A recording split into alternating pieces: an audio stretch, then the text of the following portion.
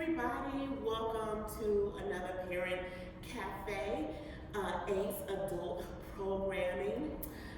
For you all who don't know me, I am Kim Thomas and I am the Parent Coordinator. I'm really excited about today. We have been talking about this workshop for the last couple of months. With all of the craziness in this world that's been happening, even some of the things that we've been seeing lately in our own communities, we parents, we have concerns. And ACE is so happy to be a part of bringing answers to some of the questions that you have. And today we welcome our very special guest, Chief of Police of Seattle Police, Adrian Diaz. Welcome. Well, thank you for having me here. We know how busy you are and the kind of schedule. I know, I really don't know.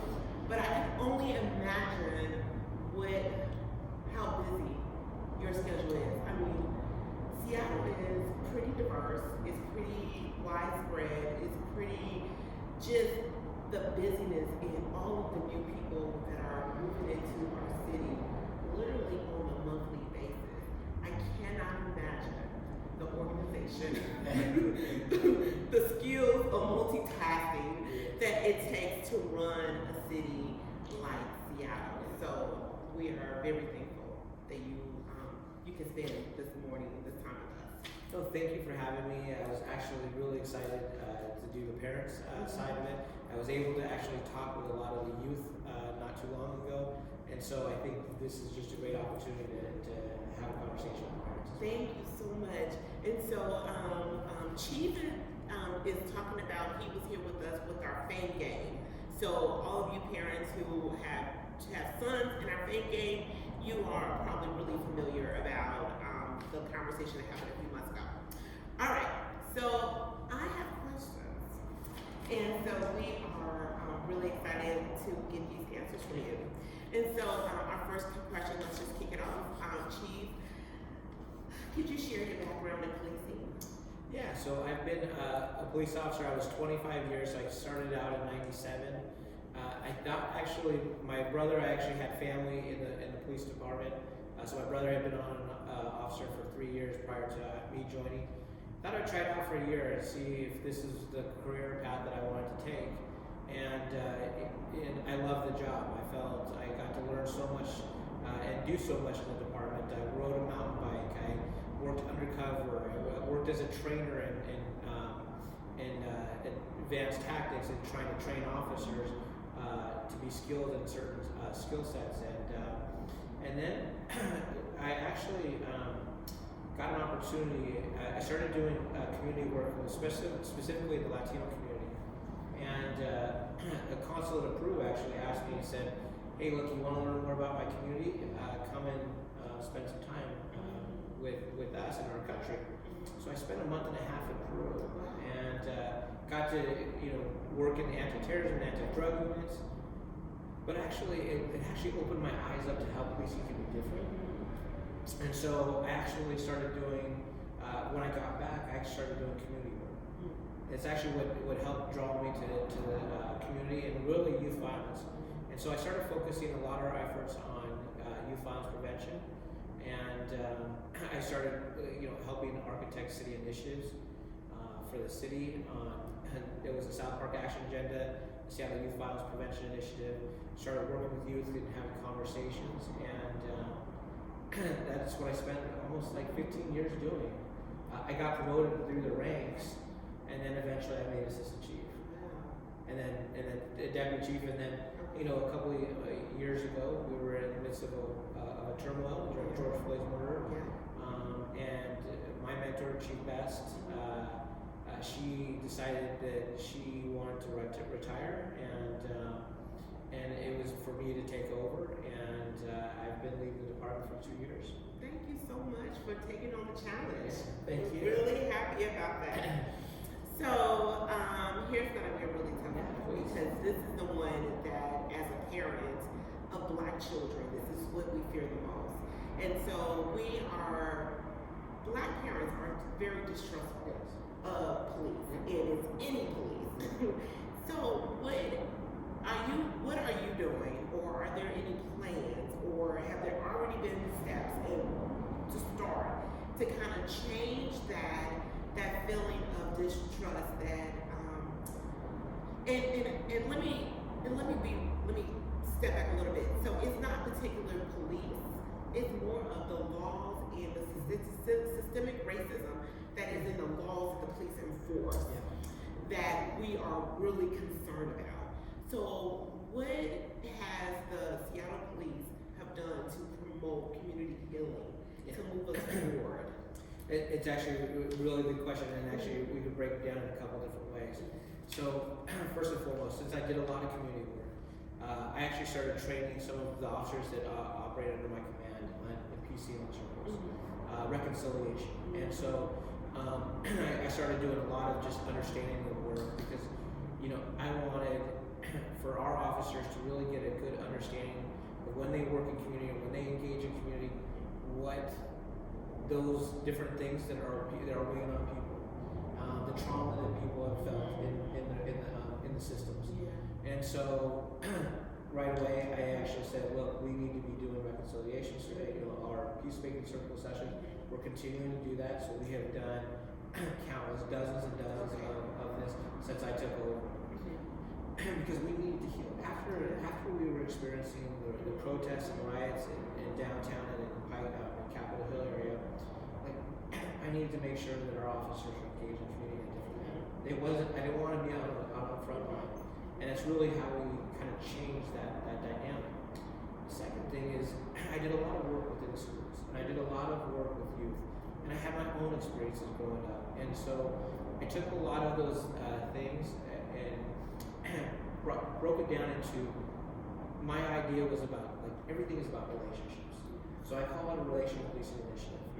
And we are actually bringing in recruits 45 days prior to the academy. Because academy just wasn't teaching officers how to engage community. So we're bringing them in 45 days. They're going through social emotional learning. They're going through brain development. And they're going through trauma informed practices. But one of the things that really was important, I said, look, we need to get our recruits to actually understand the community that they serve and the history of the community they serve. So they actually do listening sessions with community members about the history. One of the other things we have actually brought in is we've partnered up with Northwest African American Museum, and we actually do two components. There's a teaching component, and then you walk through the museum and actually understand some of the dynamics of the Central District, and so some of the local history, because that's really what's important. You can understand the global history, but the officers are not going to be able to contextualize it for local. And so I need them to know when they go into the Central District, this is where the gentrification occurred. This is where our black families were pushed out. I need them to understand that. And so we are actually launching that off right now. And so there's many different parts of this. Like I said, there's reconciliation and this before the badge component to me is a game changer. No one is doing this across the country. And I think that there's stuff to learn from the school districts and other different entities. They're dealing with communities in trauma. And so it's taking a different approach. You'll hear routinely, we want to train officers to be guardians and not warriors. But if we're grading officers on the same things, such as shooting and use of force and defensive tactics, and we're not grading people on how to actually build relationships, we're not going to change the system. And so that's my whole reason for bringing in before the badge, to really set the culture right prior to the actual academy. And so I think that this is a start, and there will be other components to this relational policing initiative. There's going to be mentorship for our leadership teams, from our sergeants, lieutenants, and captains, because I want them to understand community. But I had to start somewhere, and it has to start with the recruits, because if I'm going to hire 100 officers every year for the next 5 years, it's over half the department that can be replaced. And that's going to change culture. That's going to change the systems. And I want people to actually feel like, by bringing community into that discussion, actually that they're a part of that change. And so I didn't want to just be like, oh, we're just going to have SPD officers teach and tell you what you need to do. No, I need to bring everybody to the table. Yeah, I really appreciate everything that you said. Okay, so there's three things that kind of stood out for me. So the peacemaking circles, could you explain like what happens in those circles? Yeah. So I had actually been a part of peacemaking circle processes in kind of like doing a mentorship. So peacemaking circles is actually really focused on the Native community. It is an opportunity where you have an object and it allows people to have that one person being able to speak, but it allows everybody as it gets passed around to have this opportunity to be able to be heard and not just one person steal the conversation. But it really is rooted in a level of culture, and it's also rooted in a level of healing because it allows you to start thinking about what other people say rather than trying to already formulate a response back. And so culturally, this has been really an important component because I wanted to make sure we're responsible to culture. We've also been working on trust and reconciliation sessions, which is rooted in a lot of our like Black culture and a lot of other different cultures. And we really want to make sure that we have open conversations and dialogues, some that are just uncomfortable. I want our officers to feel uncomfortable because that's going to make them stronger. It's going to make community stronger as well. So we've been doing both components of this. See, now I have something else you brought up. I love the fact that you said you want your officers to be uncomfortable. And I am a transplant from Chicago. And so one of the things that I find really interesting in my engagement in Seattle is that most people don't like conflict. They run away from anything that's confrontational, anything that makes them uncomfortable. They won't stay for the conversation when the conversation gets uncomfortable. So how are you managing that? Because I find that we're all cultures. Every culture I have engaged in a conversation that got uncomfortable, they would not stay to finish that conversation. I think that's the hardship of anything. I mean, it's going to be both hard for community and for the officers as well. That's the reason why we're starting at the very beginning in the recruiting phase because it's important for them to learn that early on that this is part of the job, and it isn't just something that people do because like I want to get promoted or I want to infuse it early on. Yeah. And once you start to infuse it early on, it's just an accepted part of it, and we're just going to be part of those difficult conversations. I think that in my time, I've been a part of a lot of difficult conversations, and I've never shied away from it. And I think it's allowed me to grow and learn. And it's probably the reason why I'm in the position that I'm in as a chief. And I think Chief Carmen Best was also being willing to have those tough conversations, and so to us. To me, as I look at really making sure that the department moves in a direction where it's engaged with community, and whoever wants to step up in those leadership positions is going to end up seeing that this is what they need to do, and that this needs to be part of their culture.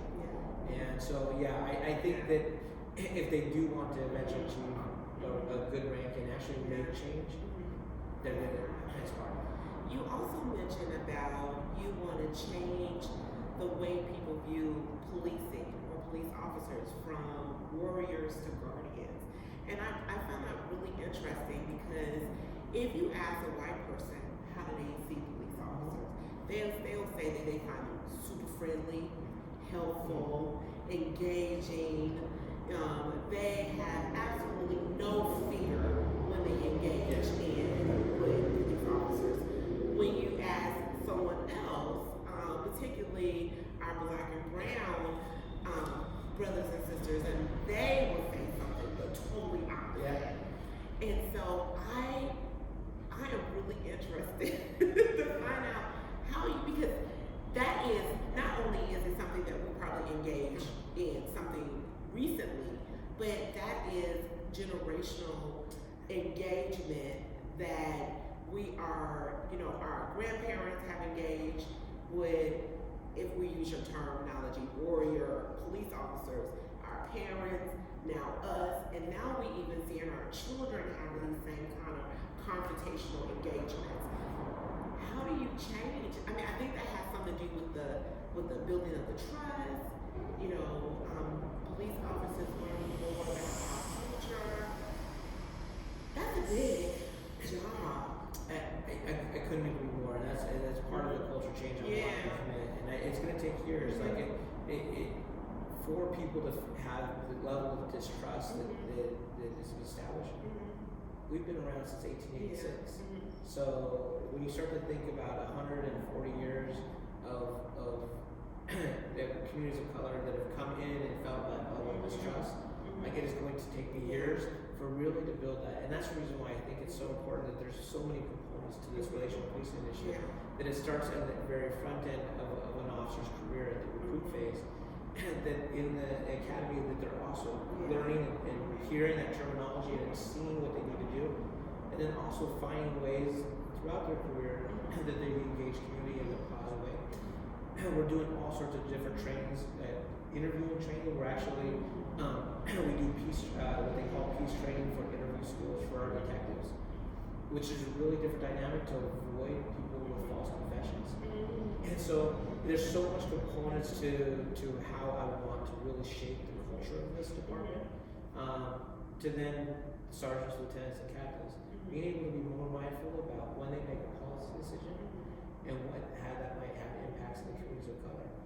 And we've been under consent decree for 10 years now. And when you look at our, you look at stop data, you look at use of force data, you look at complaints. So last year we actually saw a drop, almost 48% of our complaints have dropped. And that's a good thing, right?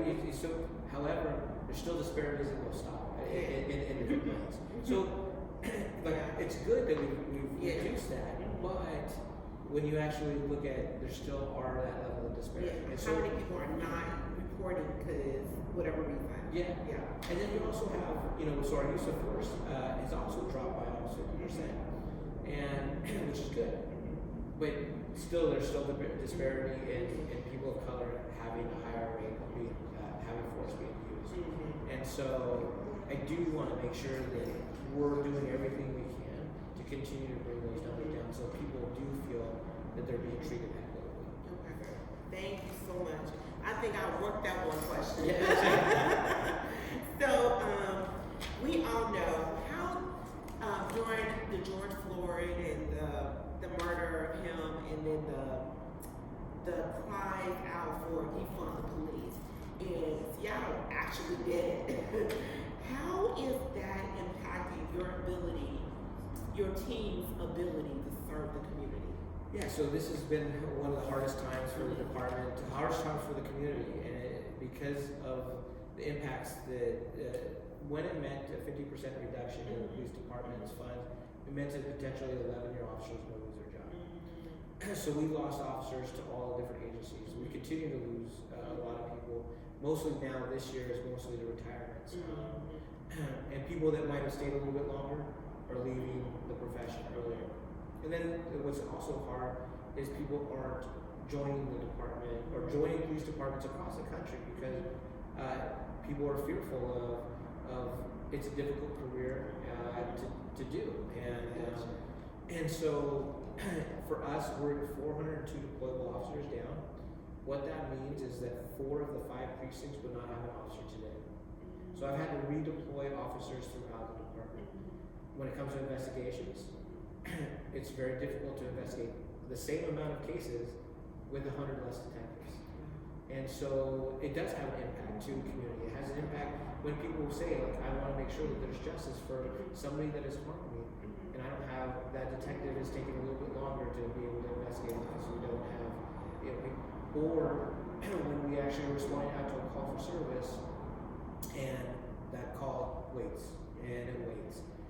The one thing, so really what I've had to do is really refocus our efforts on really what we call priority 1 response, which is usually typically a crime in progress and typically a violent crime in progress. So 3 years ago, or in 2019, we had about 320 shootings in this city. 2020, we had 412, and we actually had 53 homicides. It was the most in 25 years. Predominantly affecting the black community. in 2021, we had over 620 shots fired. And so almost 200 more shots fired than the year before. But we had 45 homicides. So we reduced it. But more people had been shot in 2021 than 2020. So we were very fortunate. But when you start to look at tourniquets and chest seals that our officers were putting on in the media, we were saving lives. Now, as we get into 2021 or 2022, we've actually surpassed already. We're at over 375 shots fired. We've already surpassed almost every year for 10 years before. Like typically, we were averaging around 290 to 300 shootings a year. We've already surpassed it, and we haven't even fit halfway through the year. So when I hear from community says, we need officers. We need officers to go out and make sure like our kids are safe, so they're not getting shot at, and people aren't being harmed, and people aren't being killed.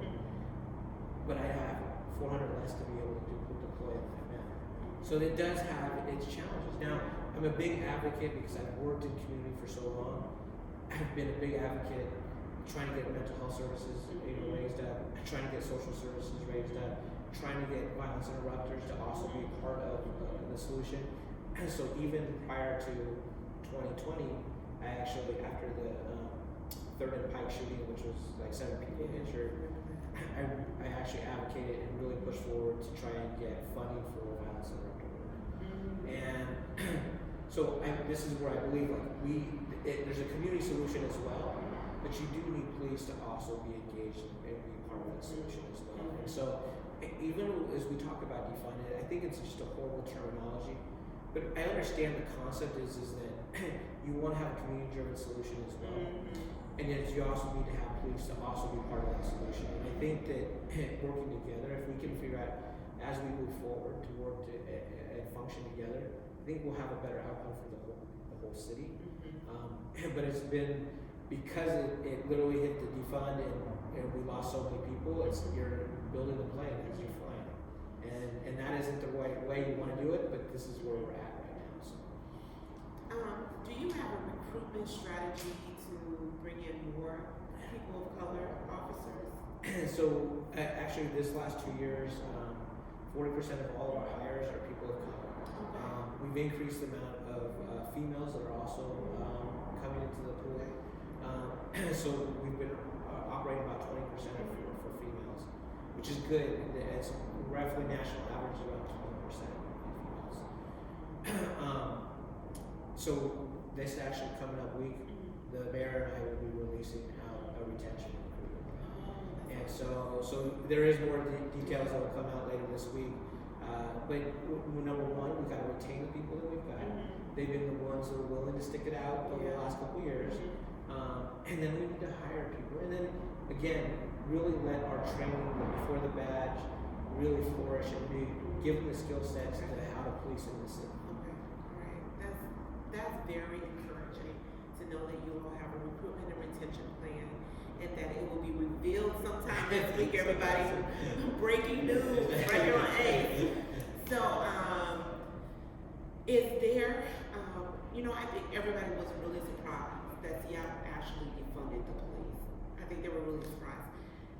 And now I think that we're learning that what that actually means. We're learning what that actually means. Is there any, is the city thinking about like refunding back that money so you all can hire the team members that you all need? So right now, our hiring plan is funded by the city council. Okay.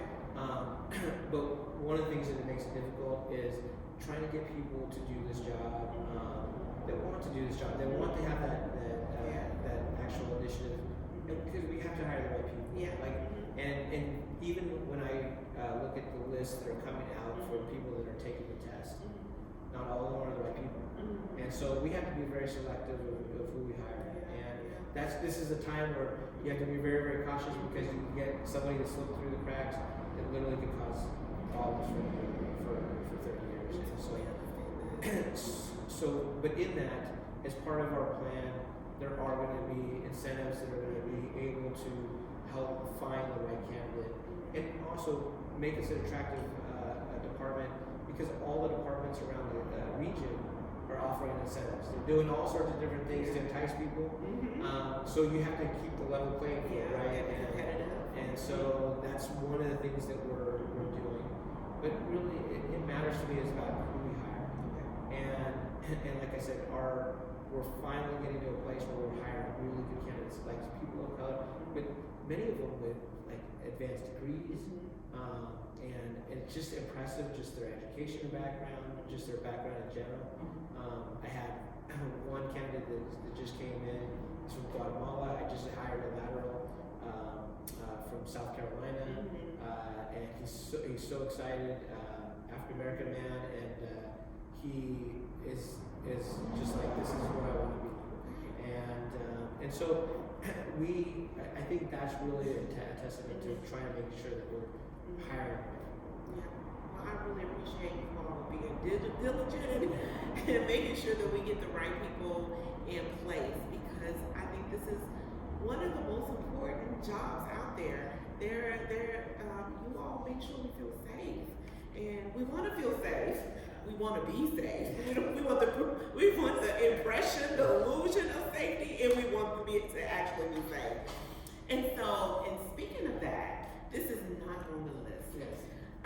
But I wanted, you talked about all the shots and shots guns, and just recently, last month we did a workshop on gun responsibility and how parents can impact the gun laws. So how do our current gun laws impact all of the violence that we see now that's happening in our city? You know, it's a good question. So I actually sit on the Alliance for Gun Responsibility board. Yes, so, we had Tremaine Edwards here last month. So I actually sit on the board. I'm a big advocate in gun responsibility, so I actually testified on ghost guns. Ghost guns right now in the city has seen a huge increase in the amount that are out there. They're untraceable guns, typically can be manufactured in where you buy components of a gun, or sometimes you can actually do 3D printers that are actually be able to create a gun. And what makes it difficult is untraceable for us to be able, every gun that is fired in our city, every round that is fired, we test it. And what it does is, in testing each round and each gun, it allows us to create linkages to each of those. So like, if sometimes we find a gun that's been used in Kent and it's been used in Seattle, and we have a number of a host of guns that are being used in what we call 4 cases or more. So think about it, and I found one that was in Portland to Auburn to Kent and to Seattle cases. And so you can imagine just how much it's trafficked, like where did that gun go? How much is it, how it's been used, and how much impact, how much trauma has it created in many different communities.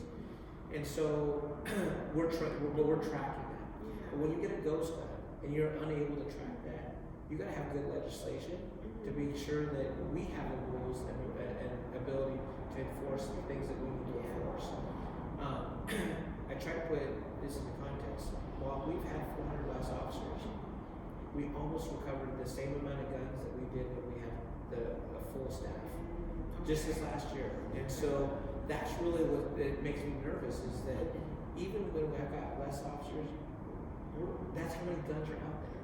And so, and this year already, we're on pace to almost exceed that too this year. And so again, we're looking at good legislation.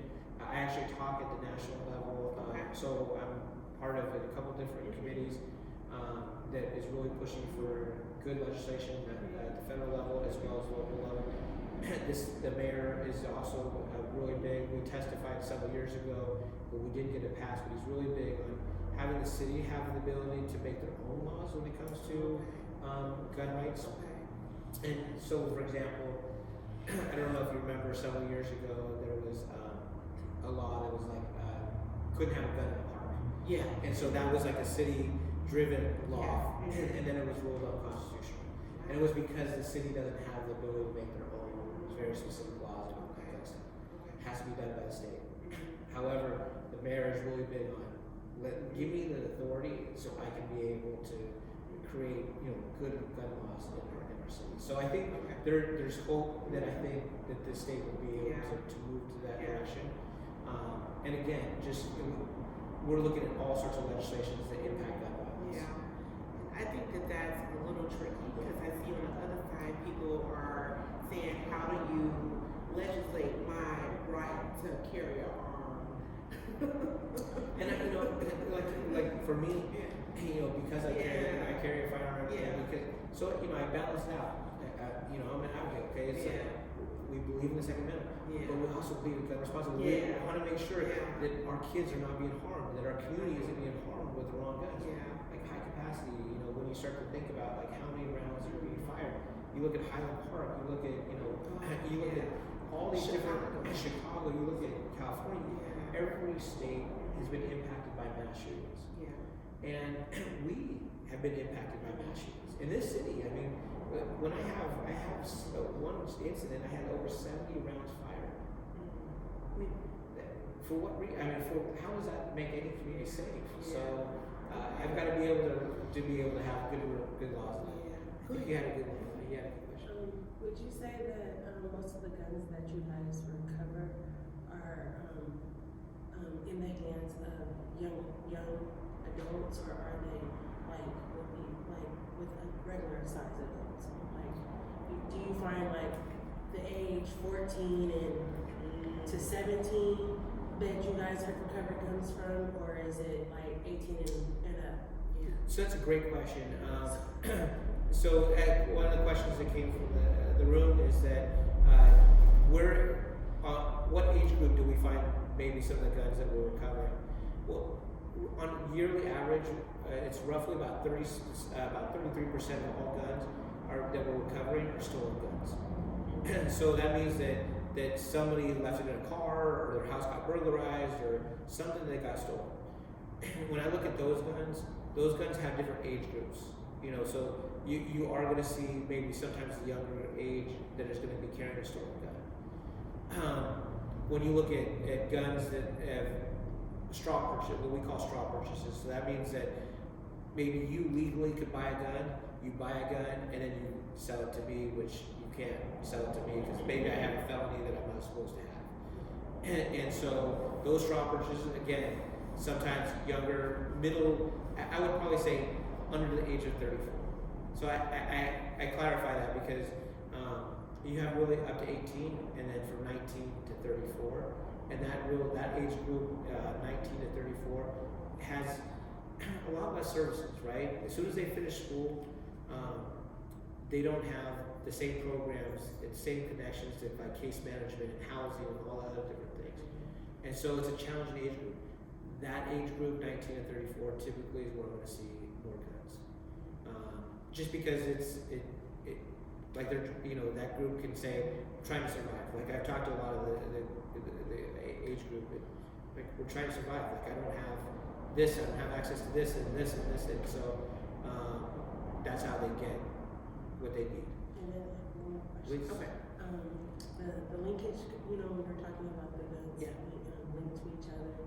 Have you found a gun where it's a young adult has had that's under that age group that you said has had a gun, but it's been used somewhere else, and so does the fact that it's been used somewhere else, does the young adult, let's say they're 16, are they tied to all of those cases too, or are they only tied to the one case that they had used it for? They can be, depending on the case. So we had so we actually had a case where we knew who the shooter was, we knew who the person was, had been linked at the different locations, and it solidified the case for him because each of the rounds was the same gun, and so it actually made a case stronger. So you have incidences like that where we kind of identify the person, but what creates even a stronger case is that linkage.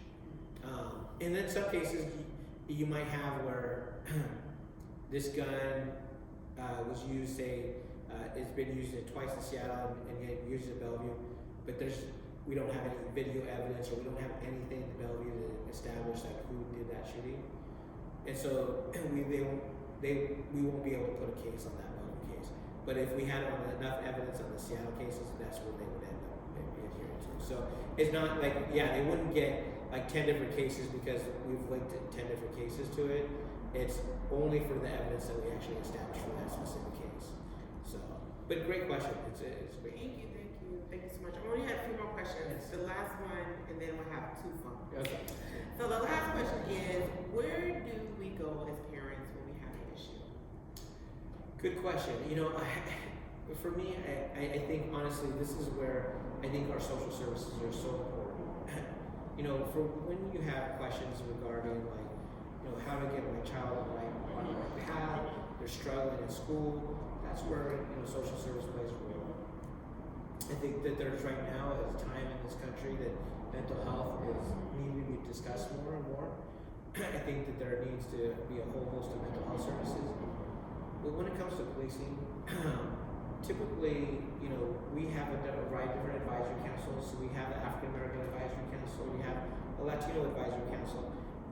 We have all of our captains attend those meetings, and we can have them engage, and then take the time to learn and figure out who to best direct that case or that question to. So yeah, it's like before we had community policing teams, and I would say contact the community policing team, but because of the staffing shortage, I had to move them back. The other unit that I would say, we have community service officers. They're a civilian unit, so they're not sworn police officers, and I don't carry a firearm, but they're within our department and they can answer a lot of questions. So if you actually go to our website, Seattle Police Department, and look up community service officers, there's actually links and phone numbers to reach them. Thank you so much. All right, we have two fun questions and then we're done for today. All right. What is the word or phrase that you hate to hear? Law enforcement. Oh, tell us. So, I'll tell you why. I think it tells my officers that they can only do one function, and that is enforce the law. But policing is really, like, enforcing the law is only one component, and it's a small component. It's probably about 40% of our work. I mean, we write reports, we do a bunch of other things that have related to a crime. We don't actually enforce law. We don't make an arrest. We don't, and so, like, we're a police service.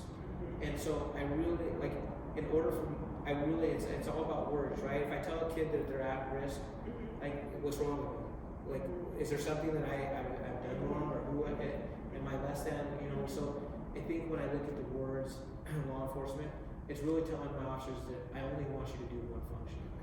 And if I tell you to do police service, that really is engaging community.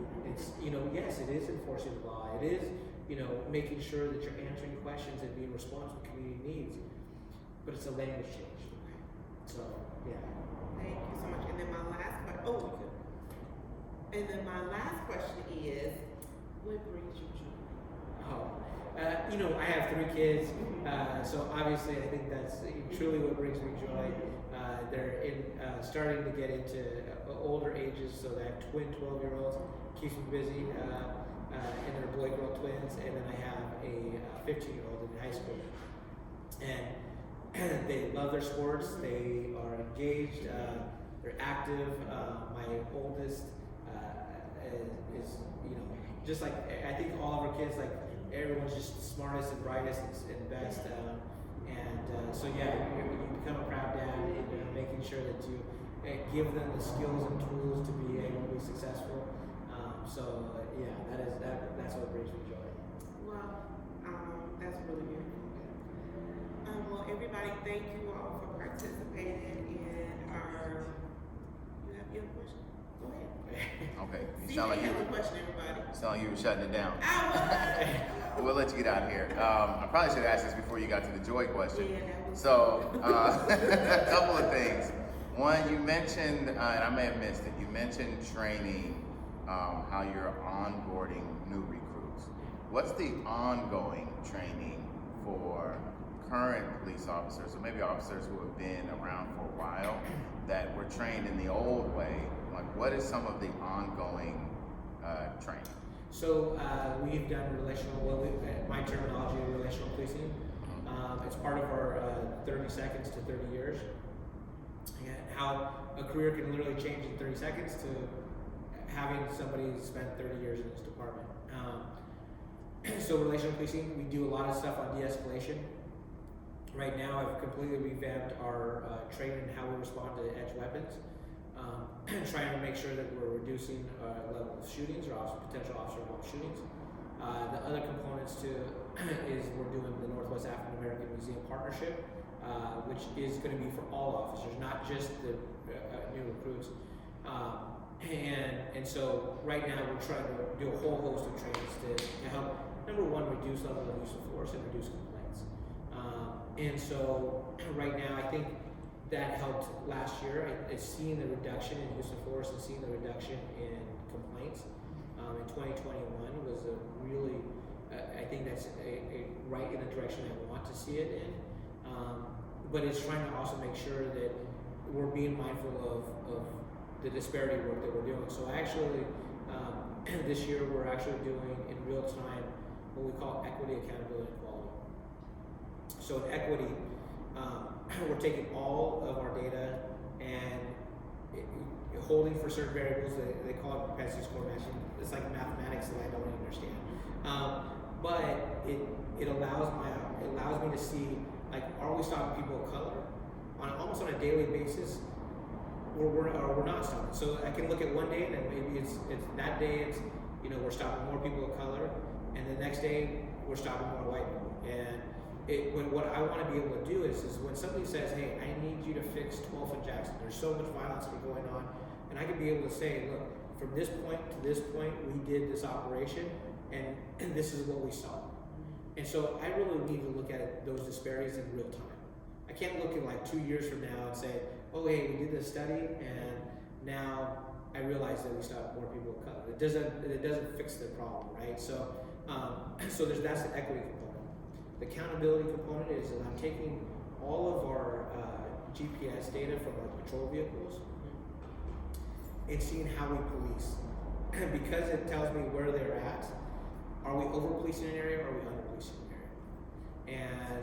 And so it really allows us to figure out how we change our deployment. So if there's a hot spot, or if there's, or an area says like, we're not getting the police service that we want, like I can be able to understand and change that dynamic. Or you can say, a community says, oh, we don't get any police service, and then I look at the GPS data and I'm like, actually, like we're getting more police service than these other areas. So I can be able to take that data and really be able to understand it.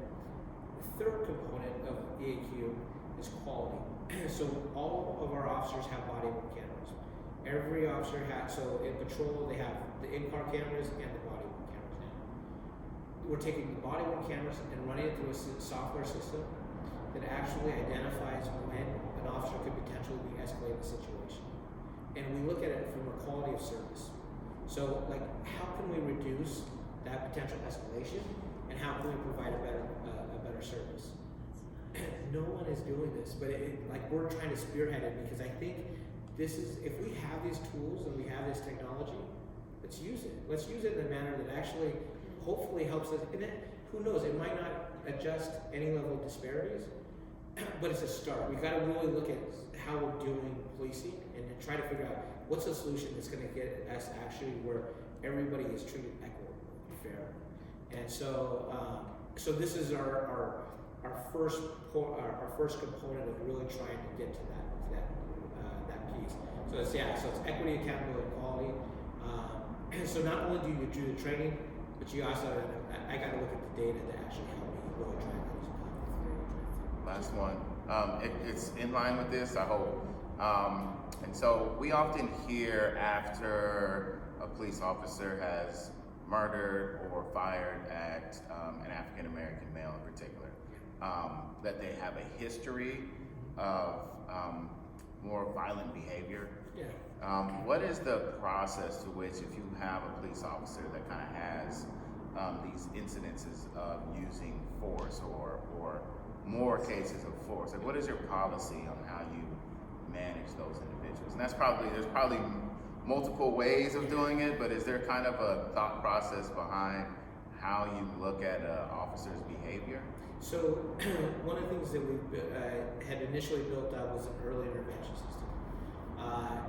When building it, you put all these markers like how many use of forces somebody gets into, how many complaints, how many lawsuits, how many accidents, and some of the markers become like they became so low in the markers that anytime somebody actually gets out of the car, they were like almost reaching this early intervention system. So it became like 60% of the people in our department were on early intervention system. So that system didn't work. So now we're building what we call, with the University of Washington State University, we're building what they call the Officer Accountability and Trust Hub. And so it's called Oath, and it really is taking all the markers and really identifying the very specific ones. To your point, like we're seeing this person starting to go down a path that we've got to intervene and change. And if we don't intervene and change, that's where the policies of violation of policies then take effect, and that's where termination comes into. So that is actually built right now. We're switching over from the early intervention into the O system, and that will hopefully be able to capture who we need to do it. Now, when I took over office 2 years ago, I had to make a lot of terminations. Like in the last 2 years, I made more terminations than any chief before me. Sometimes if you combine the chiefs of how many terminations I've had to make, I've had to make 19 terminations in 2 years. And I keep it very simple. Don't lie, don't commit a crime, and don't be racist. I think it's very reasonable for the community to understand that dynamic. But those are the three things that are really like, though, if I look at my terminations, you committed a crime, or you did, you lied on, some report, or you did this. And I've actually, even when officers, that I've fired for termination for lying, I actually will go to the families that have impacted, and I apologize. Like I am not afraid of being able to acknowledge when we're wrong. So I think that's the change, and I've also seen, because I've probably been a little bit tough on discipline with certain things, I've seen that complaints go down. And so, when you go from like literally dropping it by 48%, like I think officers are more mindful of like, okay, like if I act out, this chief isn't going to end up being soft. I'm going to find myself in a level of discipline. And so, yeah, everything varies, but I think you have to be able to establish how you're going to hold the department accountable. And not everyone's going to always agree with my discipline decisions. Both community and officers. Some officers will be like, I don't think that's right, and I'm gonna, contest it, and I'm gonna put it in arbitration. It's fine. Like I made a termination on a parking enforcement officer. It was actually became pretty public. He said he wanted, why didn't we bring back lynching? I'm like, no, he's gone. Terminated. An arbitrator, he went and fought it with an arbitrator. Arbitrator said, you're supposed to give him his job back. And I go, no, I'm not. He's no longer in my department. He's in a different city department. But I work with the city to say, like, we need to fight this. And so I hold that's just me. I'm gonna hold true to what I believe in. And so, I think that's really trying to make sure that our people understand that if I feel that it's right, like I will hold it all the way to the end.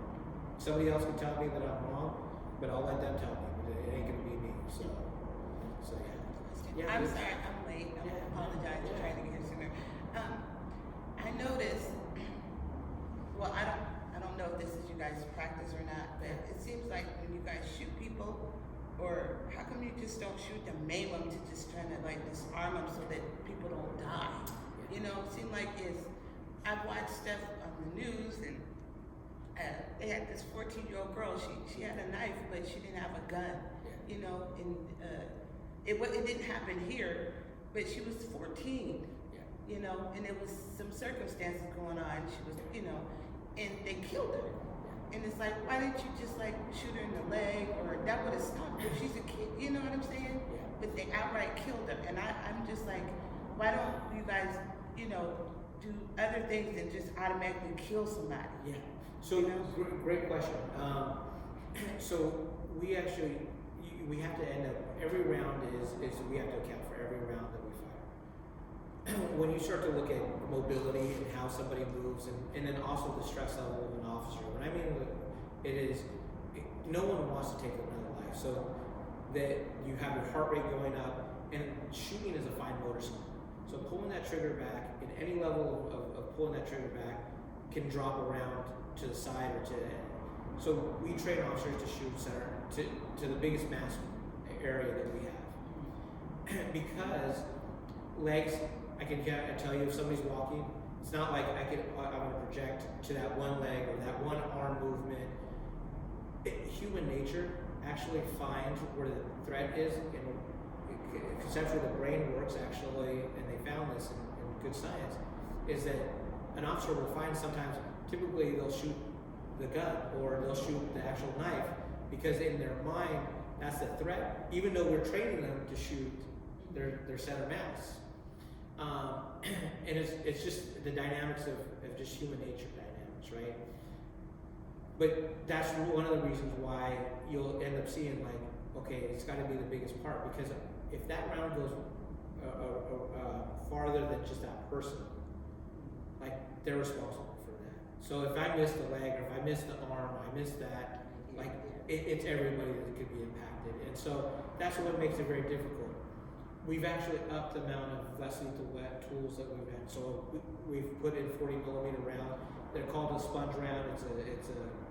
It's softer, but it has great impact, and it potentially doesn't have the idea that it could kill somebody. It could, if it hit in somebody in the face or something like that. But we're training to like hit in the other different extremities. We're actually adding bolo wrap to our part where it's like it's a string that comes out and it wraps around the body to try and limit people's movements. Especially with somebody that's potentially with a knife. And so actually we just have done all the training. I think we've got 40 officers training it. I have the policy kind of set, so this is potentially going to be deployed in the next like 2 months. So that's another one. We have taser. So we're trying to put these less lethal tools to potentially not have to use a deadly force situation. But in some of these cases, that's the reason why we don't.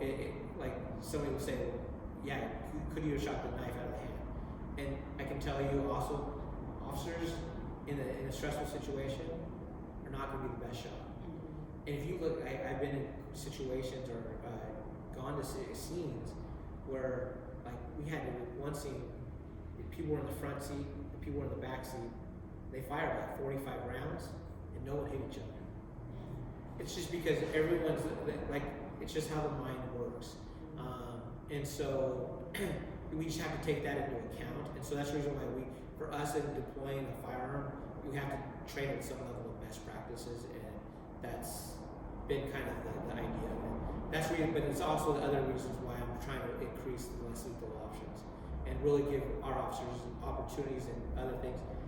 I had another situation just the other day where officers were shot at. The suspect had done a variety of different crimes in the community almost all day. Shot at the officers when they tried to pull him over. Officers located the subject. Obviously, very clear, probably some level of crisis, behavioral crisis.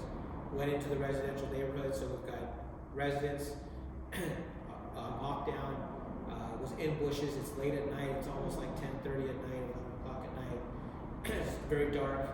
And now I've got officers with guns out, trying to coordinate where this person might be. And so I'm like, and officers even, tell me like, Chief, and I actually went to the scene because I that's what I do. And officers like, gosh, can we get a helicopter? There's no helicopter. Can we get the Smokey from WSP? No, there's no plane out there. So they weren't able to deploy it. Like, can we get a drone like that can just see where it is at? Because like, while we might be justified in shooting this guy, like, it's not right. Like, we can try to figure out other technology. So that's really one of our big pieces is, can we use technology to, like, can I put my officers back a little bit ways? Can we use a drone, say, okay, now we've located the person, now I can call SWAT, I can call some other different tools and other options that we can bring into a situation and take a different approach. We were actually able to safely talk this person into custody, and the person was he was in crisis, and he was an elderly black man.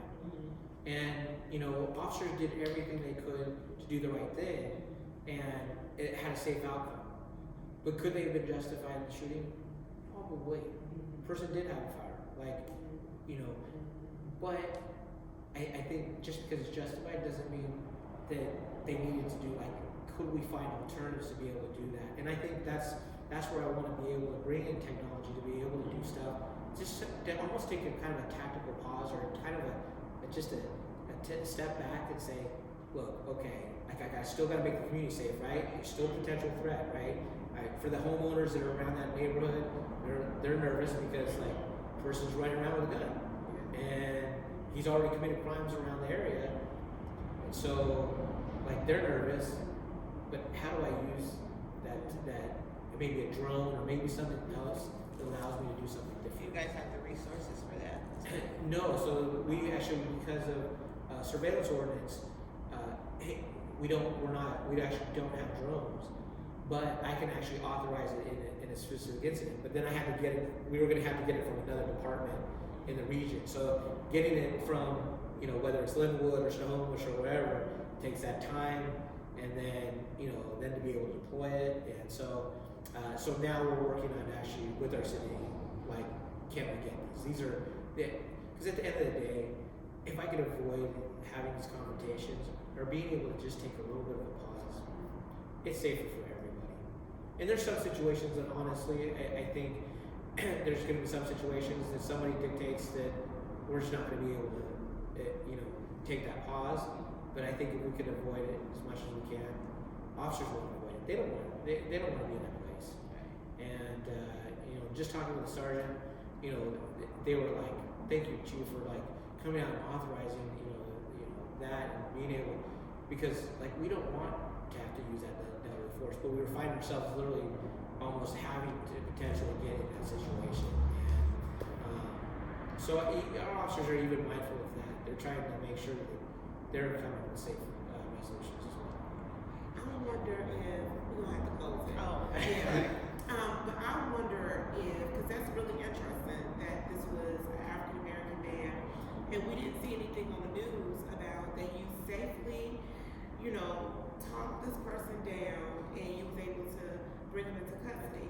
We only hear about when you safely talk down a white person and bring them into custody, but the black person always gets shot, and then and I think that builds continued conflict and contentiousness between African American community and policing, because we always see that the white person is able to be reasoned with and offered a meal sometimes on their way to the police department, and then the black person is not.